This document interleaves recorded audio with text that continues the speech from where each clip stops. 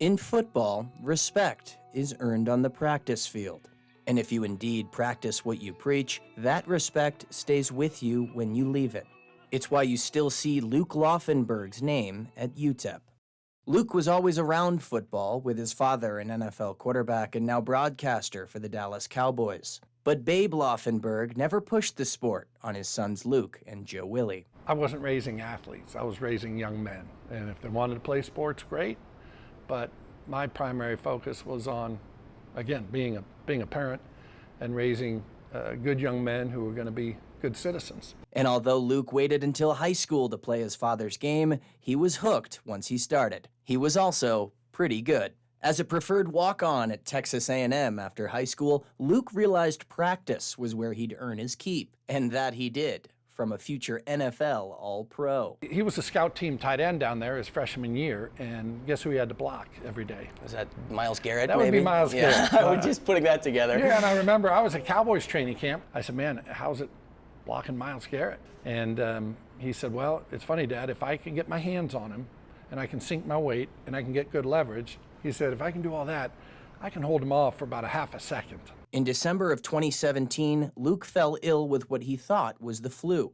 And on the day after Christmas, Luke was diagnosed with Burkitt's leukemia, cancer at the age of 19. And on December 26th, the doctor pulled me to the hallway and put his hand on my shoulder and said, your son has cancer. So obviously, tough day as a parent to hear that, but you know, the photo of him in the ambulance smiling, with his thumb up, and I think he just was almost relieved that we had a diagnosis and we could start trying to treat it, and that's exactly what happened. And I think his whole attitude the whole time was, all right, what's our next step? Where do we go? How do I get past this? For the next 5 months, Luke underwent chemotherapy in Dallas. With the leukemia chewing at his metabolism, Luke had dropped from 240 pounds to 150, but his focus remained one. Every doctor that came in, it was, when am I going to be able to start working out?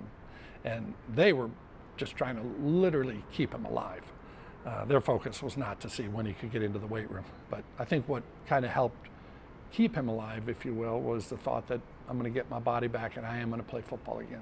In May of 2018, a body scan revealed that Luke was cancer-free. And true to his word, he quickly trained his way back to football shape and accepted a scholarship from the UTEP Miners. Luke was in El Paso, and he needed one more clearance from doctors before he was back on the field. He said, if I die, I die. I said, I'm playing football.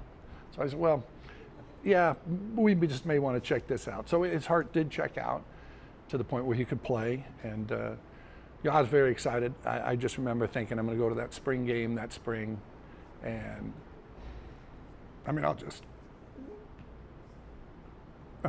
cry seeing him come out in uniform. I didn't care if he played it down. I didn't care if he ever played, but just to see him come out knowing where he had been, and now he's sitting here coming out in a football uniform, ready to play. You could have never imagined it when you saw this kid that was in the bed for literally 100 nights in the hospital. After going through spring practice, Luke began experiencing back pain, and a doctor visit confirmed the cancer had returned. So again, Luke went through more chemotherapy, but he was still determined to play that fall. On July 9th, he caught passes from his dad, the quarterback. I didn't know at the time it would be the last time, but as it turned out, that was the last time we ever threw. So when I drive by, I look at that field, and my kind of last memory of Luke as a football player, if you will, was on that field and throwing him passes. Just 3 days later, the Laufenbergs were told the cancer was terminal, and Luke was given 2 to 8 weeks to live. He wanted to just go about his life to the end, which he did. Went skydiving, went to Las Vegas with his brother, worked out literally to the day we had to check him back in the hospital for his final, literally, week of life. He came out to Cowboys camp, which I was out there because, again, he did not want us hovering around him. On August 22nd, Luke passed away at the age of 21, 2 weeks shy of UTEP's season opener. I've told people I won't live long enough to get over it. You try to get through it like any parent who has lost a child. At the end, he said he'd done he checked off the 3 things on his bucket list. One was to live at the beach, which he did with my sister who lived in California for a while, and one was getting a tattoo, and the other was being a D1 football player and getting a D1 scholarship, which he did. So Now 2 years after Luke's passing, Luke's last name is on the field each Saturday, on the back of former teammate Justin Garrett. Moving forward, Luke's number 2 will go to a deserving player each year, and in the team weight room, a nutrition station in his name will be completed this fall, where players can fuel themselves with the strength Luke brought every day. I think he'd be a captain. I think in no doubt in my mind he'd be a captain. We would definitely need him and use him, and he'd be a huge part of what we're doing, and he is. He's a huge part. He's with us right now. And what Luke has done for the program has done for the Laufenbergs, particularly Babe, keeping them close to their lost son. It takes him back to a time when Luke was doing well and doing exactly what he was wanting to be doing, which was playing football.